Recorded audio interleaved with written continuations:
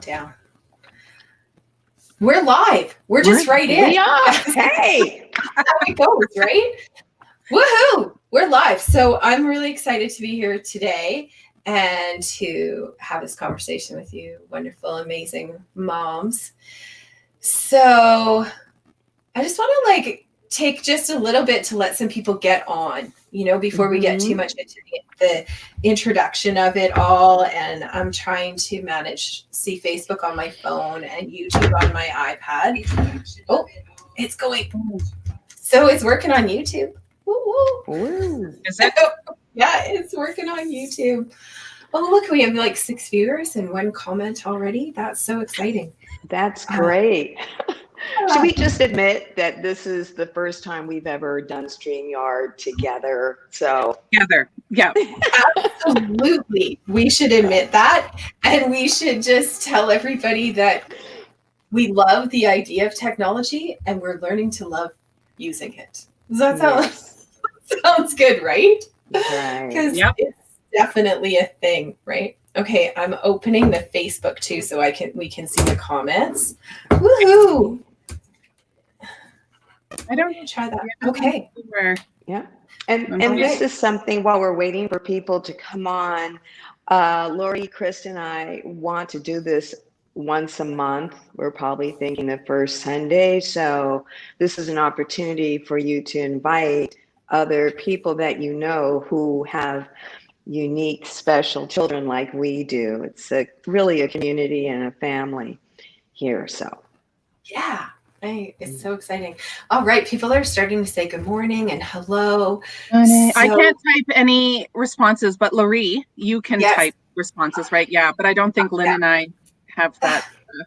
We'll have to figure that out. Okay, not only can I not type a response, I don't even see the comments. So if you guys could, and it's okay. This is I don't. Lynn, they're telling you just how beautiful and wonderful you are, and how excited they are to be here.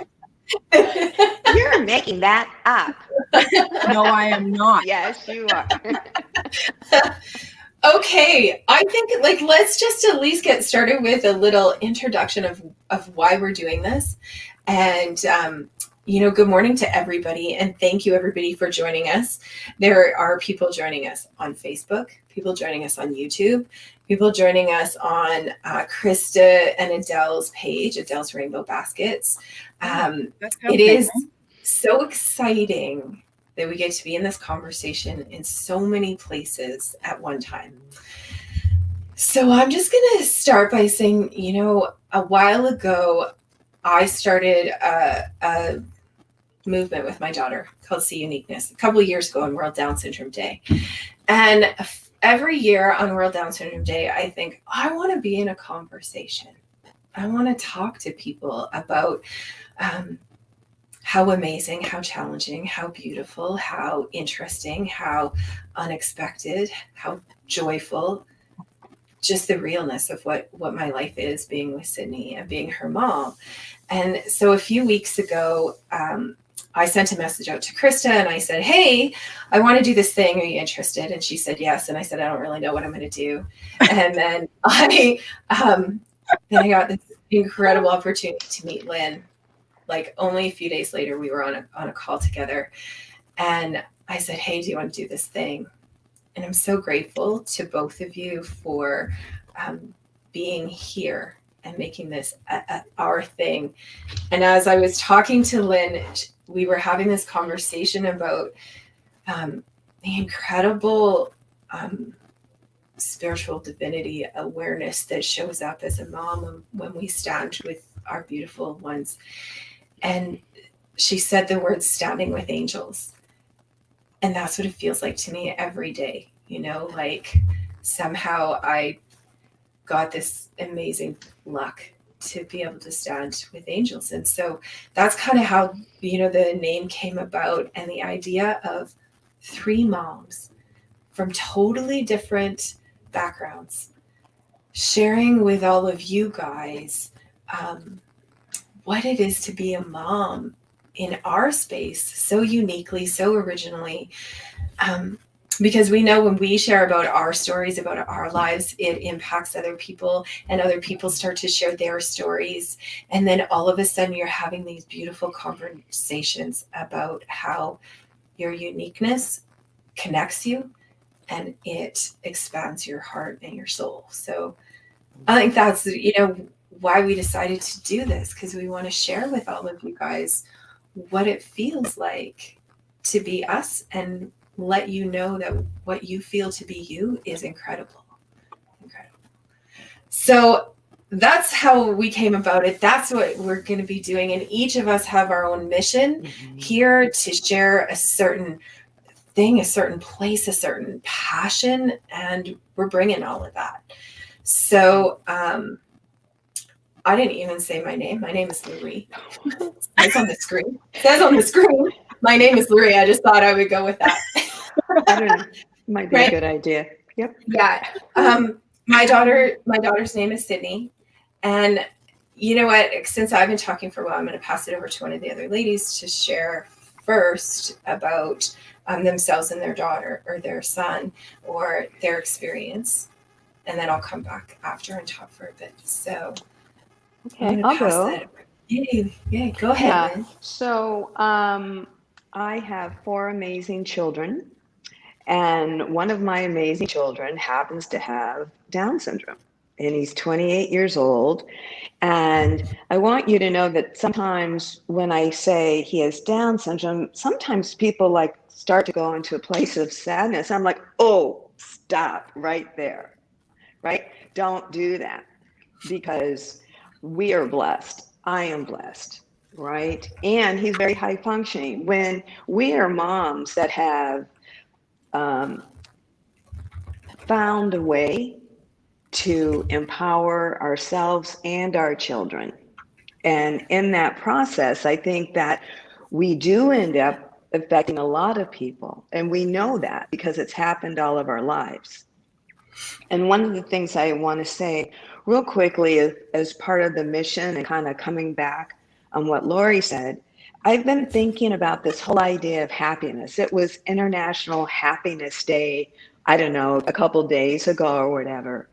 And I'm like, yeah, if everyone were happy, no one would be hating one another. No, there wouldn't be division, because you'd all be happy.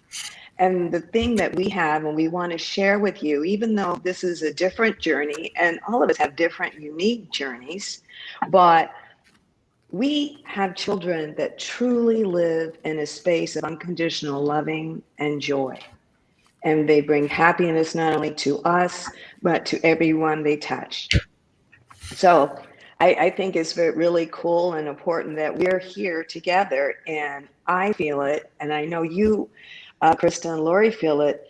It's kind of time for us to come together and do something bigger to help the world, really. Yeah, I love that. Krista? Yeah, it's my turn. Yeah.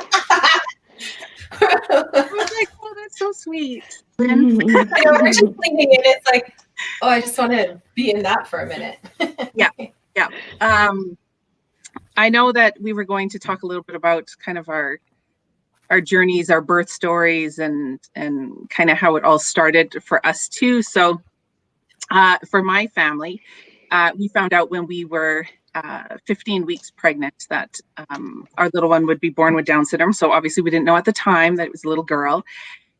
And I remember the first words out of my mouth were, oh, I can't do this. I just can't do this.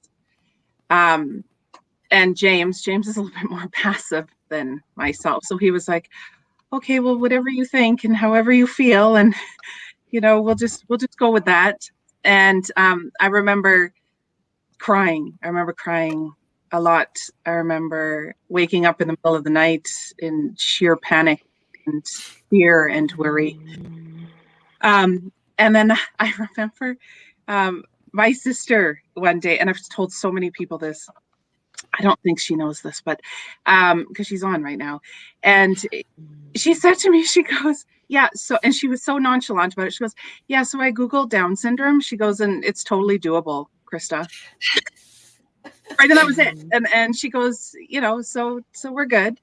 And it stuck with me because I thought, okay, because all I remember in my years of teaching, I'd never taught a child with Down syndrome. So all I had in my head was that my child would be born with delays. Like, and that's all I could think about was there's going to be delays. And I hadn't been connected really to, families who had children with Down syndrome. So there was a lot of fear. And then went through, obviously, we continued with the pregnancy after, we kind of wrapped our head around it and got educated. That was the biggest thing for our family is we got educated. And we did meet with another family who had a son with Down syndrome. And we stayed off of Google because there's a lot of horror stories on there. But we figured things out, right? And when we spoke about our baby to others, we always said it in a positive light, right? Mm-hmm. I remember being in the hospital once because something was going on with Adele and they wanted to monitor me. And I had to spend a night in the hospital. And my roommate, Jessie, she was giving birth. So she was in labor at the time. She was also passing, I think, 10 kidney stones at the same time. And I said to him, like, oh my, and we hadn't seen each other face to face because we had the curtain. And I said, oh yeah, my baby's going to be born with Down syndrome. And she goes, oh, I'm so sorry. And then I was like, no, like totally cool. At that point, we had fully wrapped our head around it. We were okay. And after I had Adele, I say I because James didn't give birth.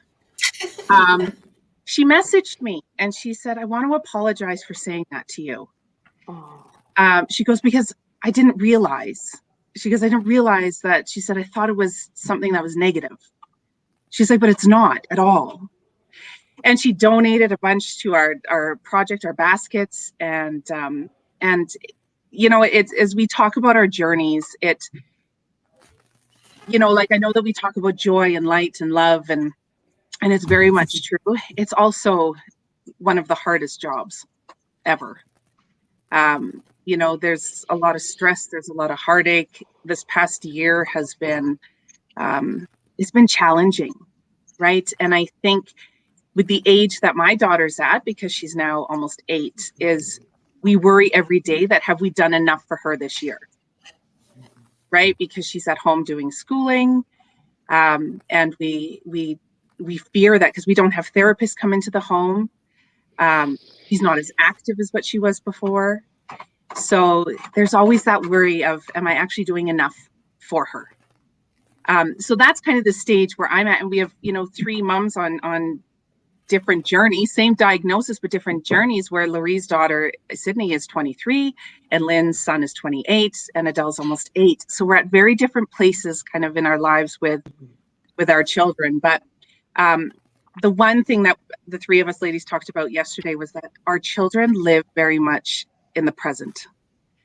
And that's one thing that I think is so incredible and beautiful, because my daughter wakes up and she's in that moment, right? When she's eating her toast 7 days a week for breakfast, she's in that moment.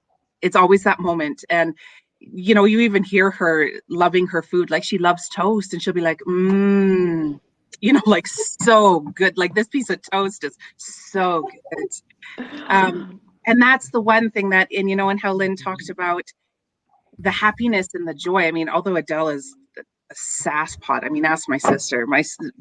Adele is a sassy kid, but she loves to love and she loves to be loved, and she embraces diversity, right? And she doesn't pass judgment. So, anyways, that's a little part of my journey. Thank you. I know so many people are going to relate not only to us as moms with children with Down syndrome, but as moms. And there's this beautiful place that's going to happen that I think of as bridging the gap, is understanding that when people with children look at their children in that place, Krista, like you said, she's so in the present. And the moment is where the joy and the happiness live. Like Lynn was talking about, that the gift that our conversations are going to bring other moms into realizing that their children are the joy in the present.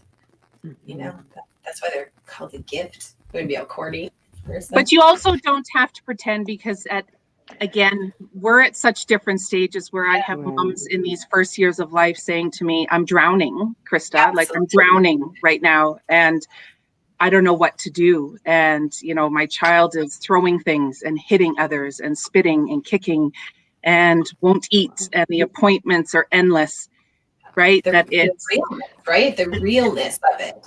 And people don't post that on social media. People post their joyful, laughing child with Down syndrome because they're always happy.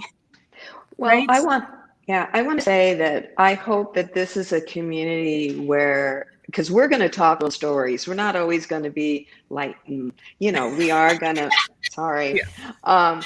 But it's a place to ask those hard questions. And the reason being is that we all, as one group, have the answers, usually, right? Like, I can talk to you, Krista, and give you some ideas on what I do with Elijah to keep moving. He's very physically adept, and he plays basketball and soccer. I mean, he misses his friends, but I have some ideas of the way we stay fit. And that's our job as parents to look, we want to tell you the truth, even though you're going to go through many things and schools, and one person says this, one person says that, and what services are available and which aren't. You're going to get the real information from other parents who have walked your walk.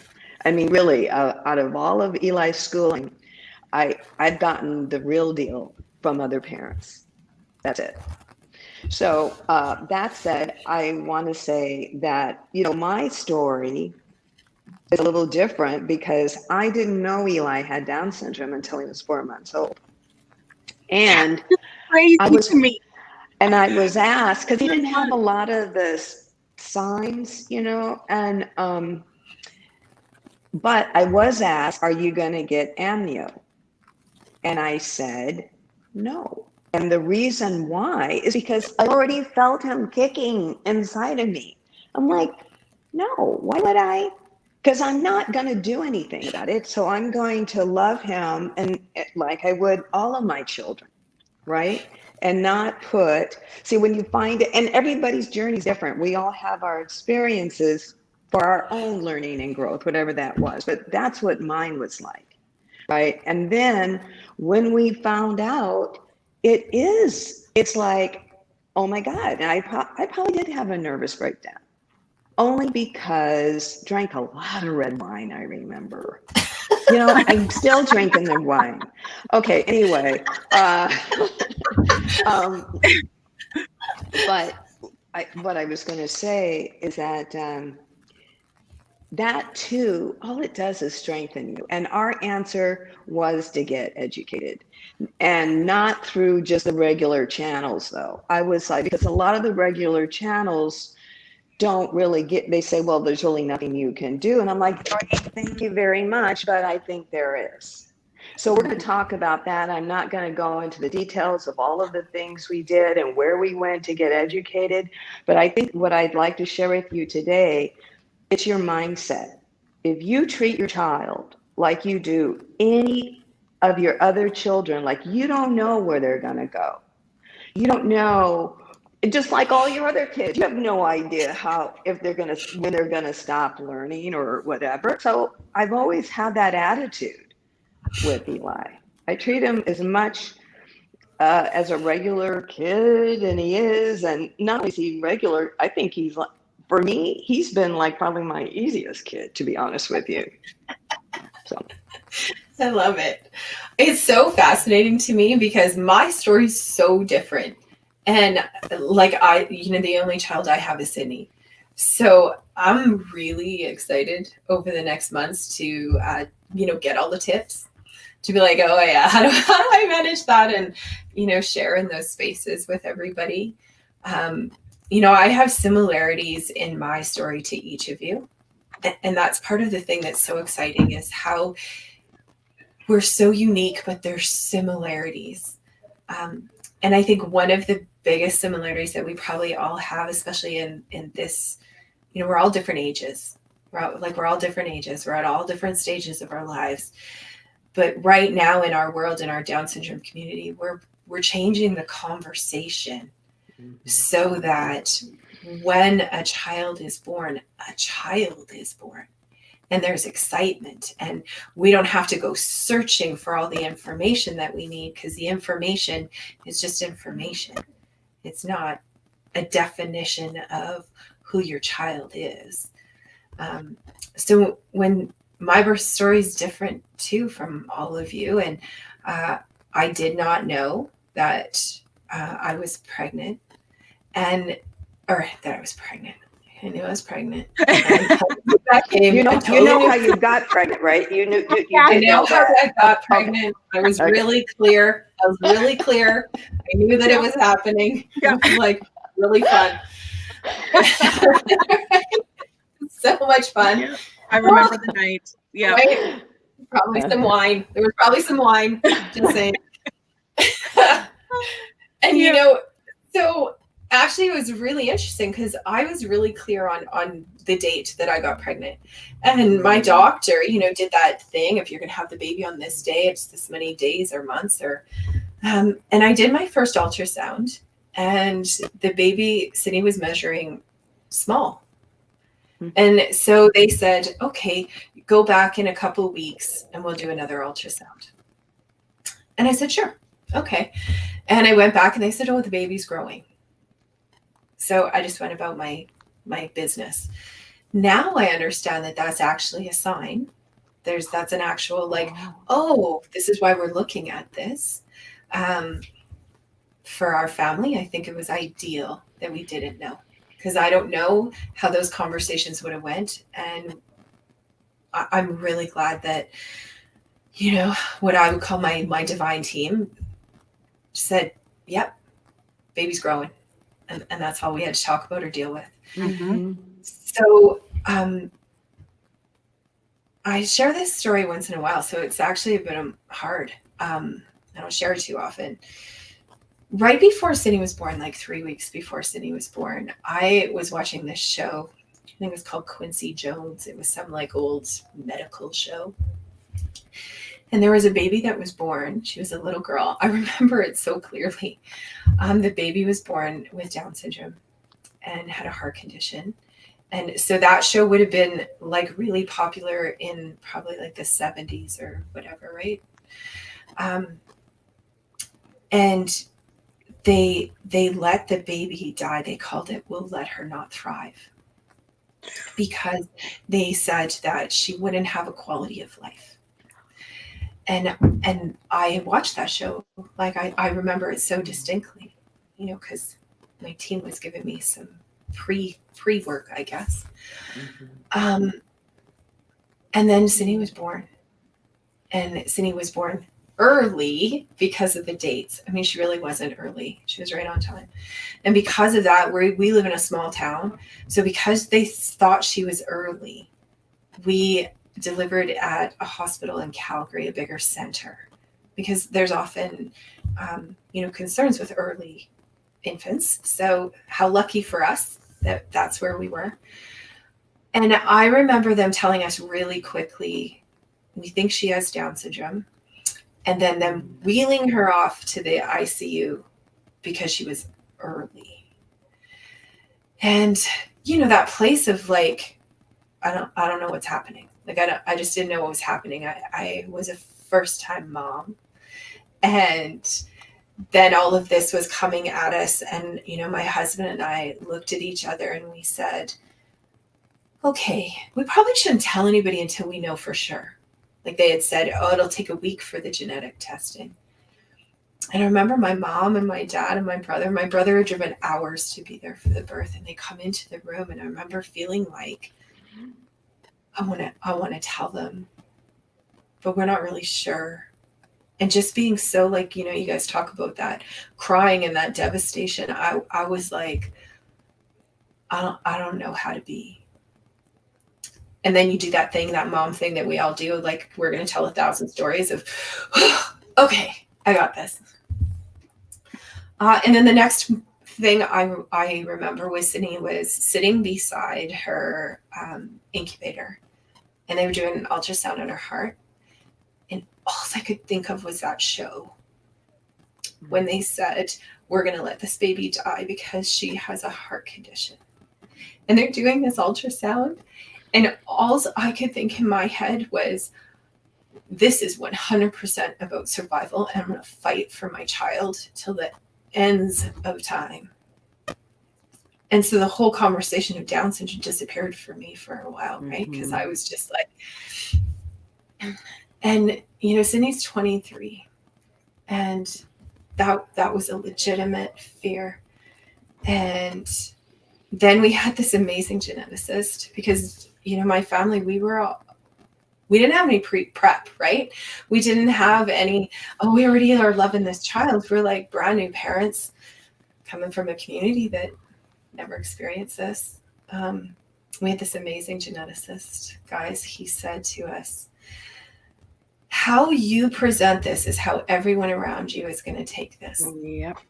So tell them you had a beautiful baby girl. And then if you want to, tell them, and she has Down syndrome. Lead with the baby. Lead with the beauty. And you know what? We said that 1,000 times, I think, in the first few months, because we were integrating. Because the conversation was never, before Sydney was born, there was never the conversations like we're having, that children are beautiful and miraculous and should be celebrated. You have a baby. And we didn't have that. So we had to build that ourselves, right? So I don't think I went out right away and was like, I need all the information. I think I took a little while before I did that. And then I went hard, right? Turned our whole house into like a preschool, just like whatever. Yeah. That was the story. And I have to tell people that are listening that we still hear stories of doctors saying that to people. It's only been I want to say a couple of years ago, I was having a conversation with a mom, and she said, yeah, they said we could just not let the baby thrive. It's still happening. And I'm glad, beyond glad, to be in these conversations with you guys, because we're going to change how people see children. And I'm just excited for that. I'm so excited for that. And okay, so now let's shake that off, because that is a big but it's good to talk about, because that is my mission, is to change the narrative, right? Because Loree, you're right. This happened not too long ago in the States, where a mom gave birth to a little boy with Down syndrome, and the doctor said to her, we can just leave him over there if you want. And she was like, what do you mean? Leave him over there? And he said, just let him be and die peacefully. And she looked at him, she's like, but that is my baby. That is my baby. And so that's the piece where we've handed out, I guess, over 160 welcome baskets now to families. And that's the piece that just bothers me so much, is that I'm still hearing from these moms who have the prenatal diagnosis, they're encouraged to terminate. And then I'm hearing the words, I'm sorry, for those families who find out postnatally, right? And there are so many doctors and gynecologists and nurses out there who are absolutely incredible and educating patients. But even a presentation I did at one of the hospitals, and one of the nurses said to me, and she was serious, and she said, well, what should I say? And the room was silent. And I looked at her. It took me it probably took me about 4 or 5 seconds to process. And then I looked at her, I was like, congratulations. Just say congratulations, because somebody just gave birth to a baby. You just gave birth. You're a mom. Congratulations. Right. Well, and she goes, and she was actually oh, yes. Well, and I think that you can see we're touching on a lot of topics. We're going to go in depth as we continue this series and talk about, how maybe some tips on how to help professionals actually, I think the word is compassion, right? And not, no, but what I'm saying, Yes. because even if you find out you're a brand new parent, my God, it would have been so nice for someone just to come and hug you and say, this is going to be an interesting journey, and it's Yay, going to be a Down wonderful syndrome. journey. Yay. Do you know what I mean? Just like, because it is shocking at first, and you do have to wrap your head around, and the reason why it's shocking, I'll tell you, is because we're used to fixing everything, right? And we're like, okay, so what do I do? And the thing is, what I realized is like, oh my God, he doesn't need fixing. Right. I do. Society. I do. Yeah, I do. Yeah, because God has always had, and this is where spirituality just has to come in, and we're going to talk about God too if we want to, guys. So hope you're good about that. But we do have angels around us, and I almost think, I don't want to get woo woo, but I will. It's like, oh my God, do you understand all of the children that didn't make it because of some doctor's decision? How much light would be on this planet right now? Yep. And so that's also because you guys will meet our children and you'll go, oh yeah, why not just let them talk? You guys go away. Right. No, I'm just saying. So Adele will just booty shake for everybody. She'll booty shake, she'll twerk, and then she'll look at you over her shoulder and she'll just laugh at you. She'll just laugh at everybody. You know what? If she likes dancing, here's a tip for physical activity, which we found. The Apple TV has an app. I think it's free. It's like $9.95 or something. But you could put it on your television, and they have amazing dance segments. So Eli and I, and he's danced with his brother. They're 10 minutes, they're 15 minutes, or it's a little something, because they want to know. I don't know about you guys, but don't your children want to know what's going to be going on during the day? It's like one of the things that makes Eli feel better. It's like, so what are we doing today? Right. Right. Mm-hmm. So saying, oh, we're going to dance. That's good. That's a cool thing to do. Oh, and then we did. There's a lot of that in this house. There's a lot of that in this house. Sydney likes to sing. Sydney will sing along to any song, and anyone that has inappropriate language is extra special. Just saying. Oh, that'll be Adele. That will be Adele. Any song that's like swearing, she'll be right in there with. Yeah, I see that with that kid. Yeah. Well, maybe we'll have a dance party on one of our Zooms, and we'll have all of our kids dancing. Anyway, so we've got 15 more minutes, and I'm wondering, are there any questions in the chat that we might want to address? Are you seeing anything? Love it. Lots of comments. So I'm going to read some of the comments that are coming through on YouTube and Facebook, which is so exciting that this is happening, and just put it out to people. Ask questions. Ask questions. Anything. Anything. I'll give you guys the best example ever. And I think kids ask the best questions. Mm-hmm. When Sydney was first born, we lived next door to these people, and her dad was outside talking to the neighbor person. And we had just found out. So we were using medical languaging to describe. So Dean was explaining to this man how Down syndrome happens because on the 21st chromosome, instead of 2, there's 3. And he's like, just, doing such a great job. Well, they didn't notice that the little girl next door was standing with them. And all of a sudden she comes into my house. She doesn't even knock. She's right in, full in my house, right at me. And she goes, I want to see her third arm.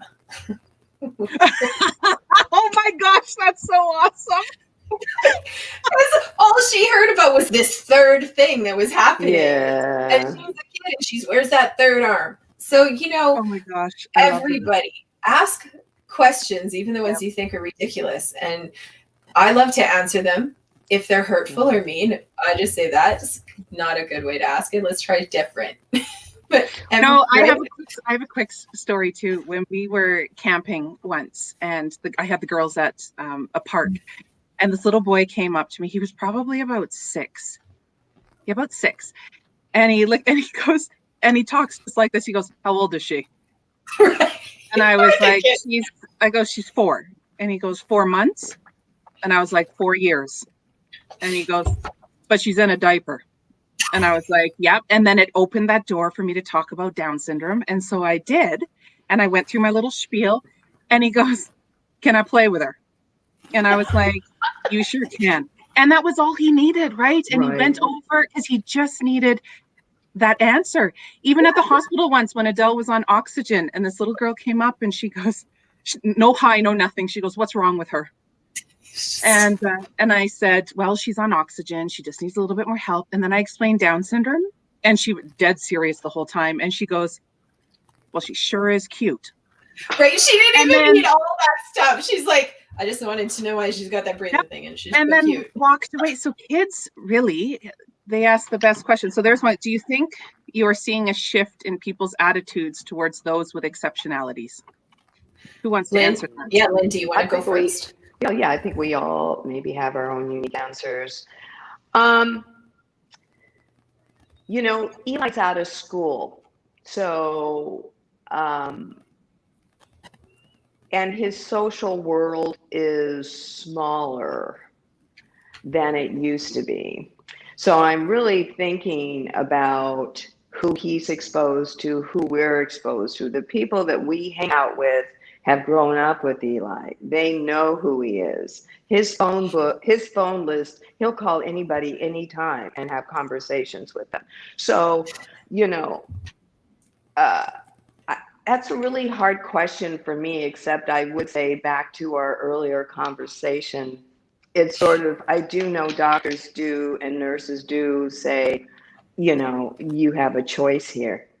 And it's like, that is a shame. And I'm sure that, and we can talk about education in schools. And, I will tell you, Eli was really integrated in school and he was really popular, even in junior high. People loved him. And then it got recommended that he go into special ed, which then I started to see that here he was treated differently by his peers. But he still played on the JV soccer team. He still, I tried integrating him as much as possible, but I think like the older they got, teens and stuff, teens can be mean. I would also say even with some family, and I'm not mentioning names, they're able to carry on a conversation and they love him. But some of them don't go deep enough and really find out who he is. Right. Really.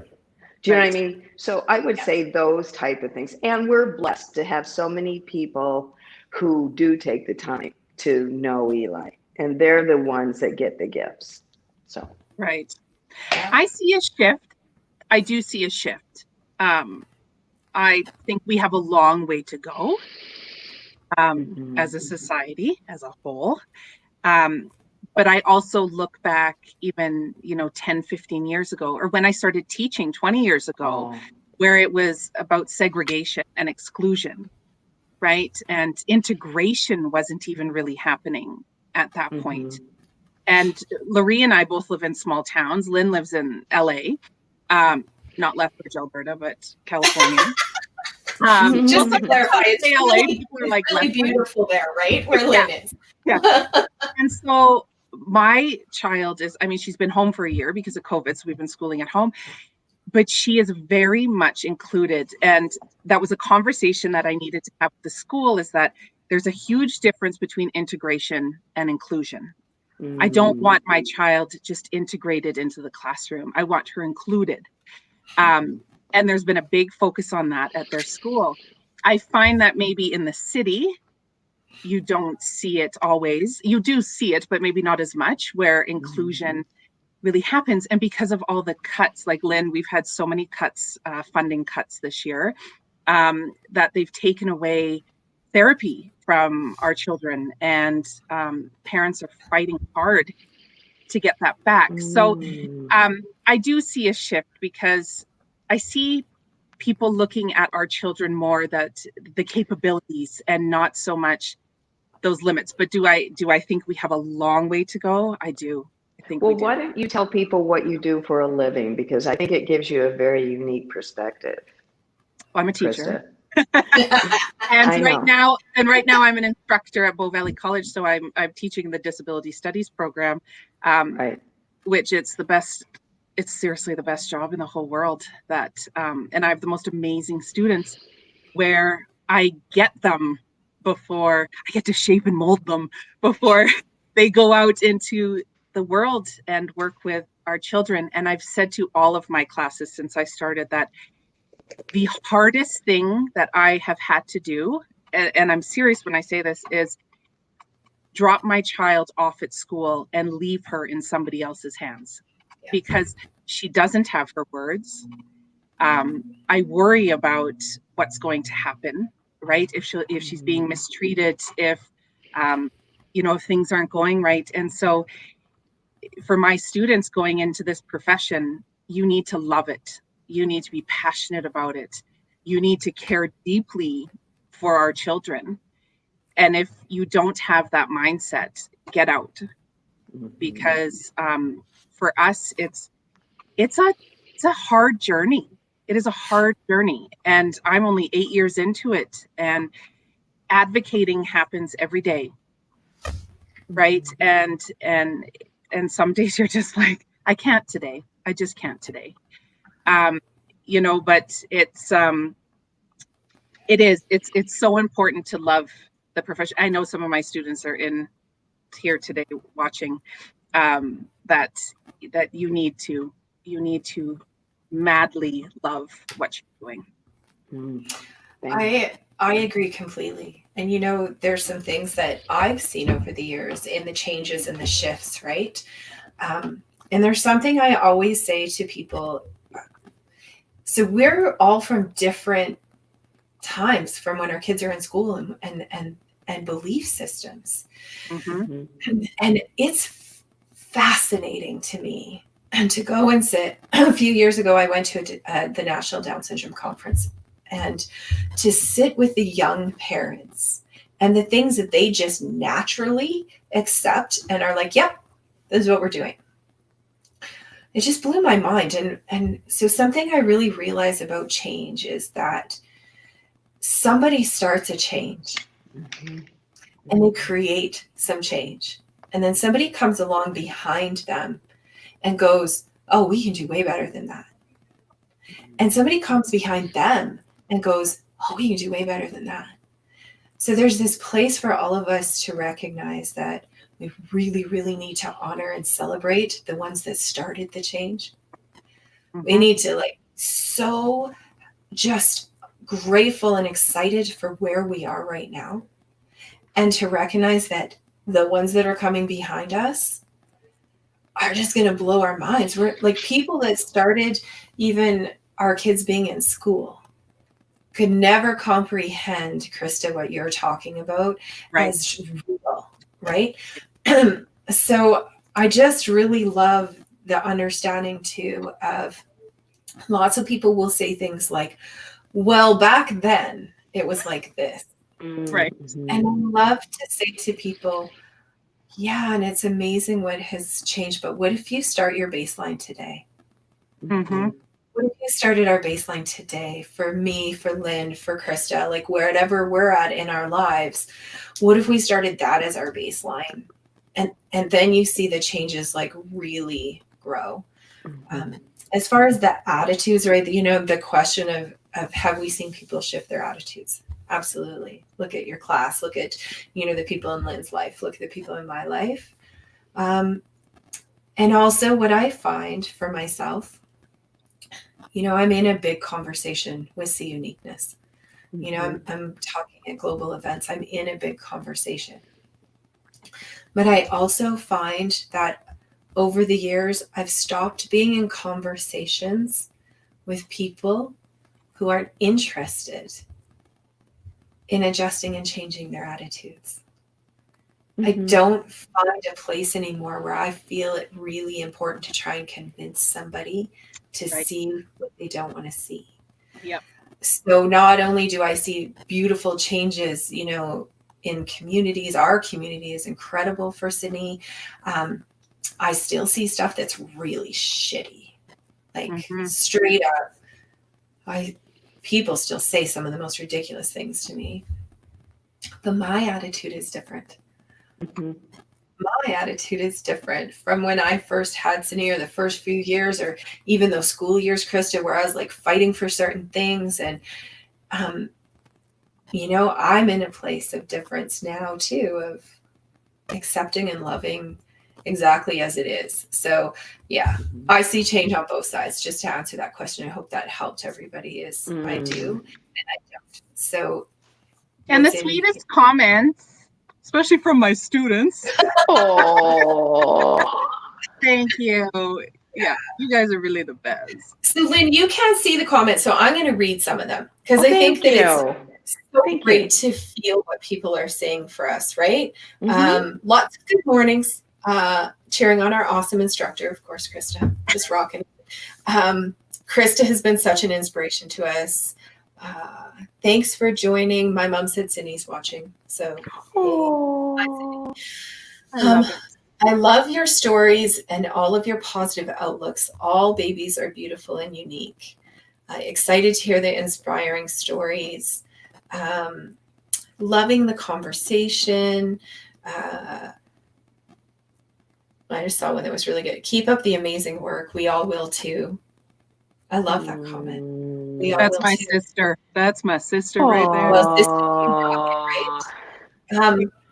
And you know, there's a question here, and we're coming to the end of our time because we decided we were just going to do a short one.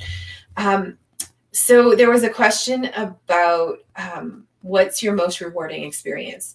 And first of all, I have to say to the person that asked that and everybody's listening, it's going to be really difficult for us to ever pick the most rewarding experience, because I'm guessing these moms like me every single day have a rewarding experience.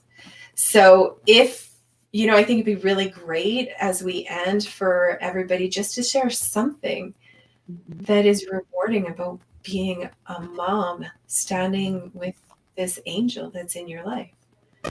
So Lynn, do you want to go first? Sure, that's a great idea. And do we have a place for people to email us or anything to say, because I think I'd really want to hear from parents who really want us to cover certain things. You know what I mean? That would be really good. And maybe we can do that in our postings, whatever. Yeah.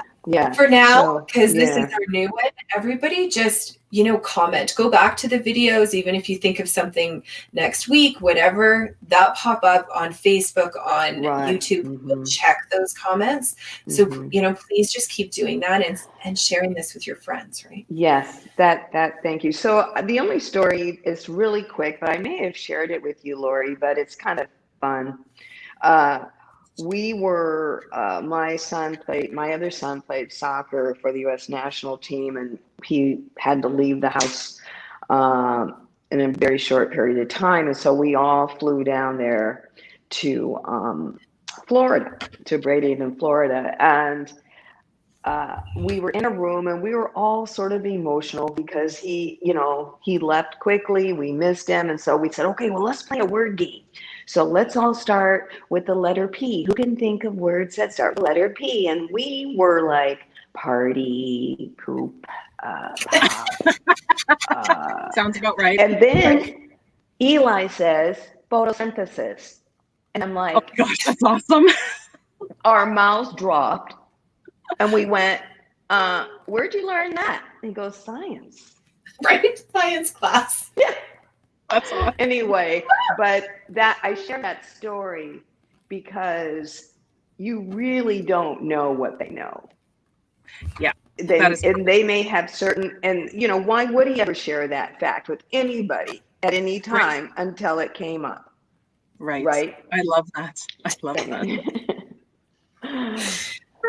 Krista, what about you? Share something super rewarding and amazing. I have to say I love you back to my nephew Ryder, because he said, "Love you, Auntie." What's most rewarding? This year has been really challenging. So like one of the best parts of my day is bedtime, like when my children go to sleep. That's rewarding. And then the wine. But I'm like, it's Netflix right now, Netflix and Outlander. But I think one of the best things was I was talking to, I think it was I can't remember who it was. It was a principal or a speech path, or it was somebody. And they said, Holy Adele's come a long way this year. And I was like, has she?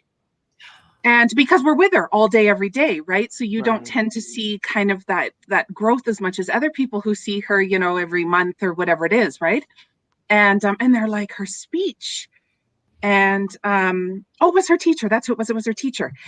And she goes, the work that you guys have done with her this year has been incredible. And I thought, thank you, Jesus, because there are days where we're like barely treading water, trying to get through the schoolwork. And my sister knows, because I'll text her and be like, oh my gosh, you gotta help me, I'm drowning.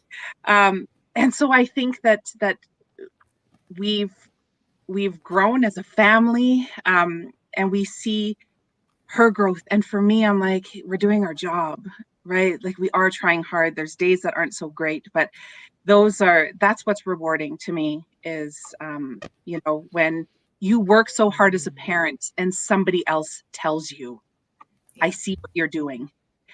Right. And I don't need sunshine pumped up my butt all the time. Like I don't need people, way to go, Krista. Like I don't need pom-poms and cheerleaders in my backyard. But once in a blue moon for somebody to say you're doing a good job, then I'm like, hallelujah. Thank you. So that was a good thing. Yeah. I totally feel that. As you guys are talking, one of the things I do, I feel people, and I hope everybody understands that we're moms, and we're amazed every day. Like we're amazed every day, not only by our kids, but by ourselves. Like, like Krista was saying, or, Lynn was saying, we have these like moments of what just happened. And to just give ourselves that place of I stinking rocking this game, like there's a bunch of stuff we face that we think I'm never going to get that. So I'm going to share like a bigger story, because you guys have already like really touched on the everyday things. And I swear to God, I could share like something every day about how I'm a different, enhanced being because of Sydney. Even those days when I really am losing my mind, I'm like, yeah, but I didn't lose it as hard as a year ago. Right. So I'm going to share just a rewarding experience that like was in a more bigger conversation. Years ago, I decided to start being in the conversation of Sydney, and I really wanted people to be able to see the world like she does, even if it was for a moment. We started talking at schools, and I just really felt like if people could understand that they could have that present moment, or they could feel joy, or they could just see through the eyes of magic like she does. And in 2019, Sydney won an award with a big organization out of Calgary, and it was a Women of Inspiration Award for diversity and inclusion. And the people, like, you had to go through this big process. Like I couldn't even do it for myself. It was amazing. And you had to ask for testimonials, and the people that wrote testimonials for her, from her friends in school to leaders of the Evolutionary Business Council, like big things, and her best friends, her grandma, her like this global space of people seeing her. And so I always held that thing of, I just want people to have a moment to see through her eyes. And that night, so she was nominated for this award, and we went as a family, and her dad made this amazing event for us and rented a limo, and friends were there, and her family was there. And we were at the back of the room, and she was wearing her grad dress, and she was like, all like, she knew it was about her. And other people won awards, and, you know, some people would stand up and clap, you know, their table of friends, and we were at the back of the room, and she won.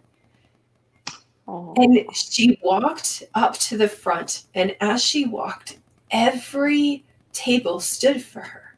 Oh, I love it. And we got to the front of the room, and I look out, and what I understood in my heart was that every single person that stood for her understood that her uniqueness was as amazing as their uniqueness, and that we could all stand for each other. Mm-hmm.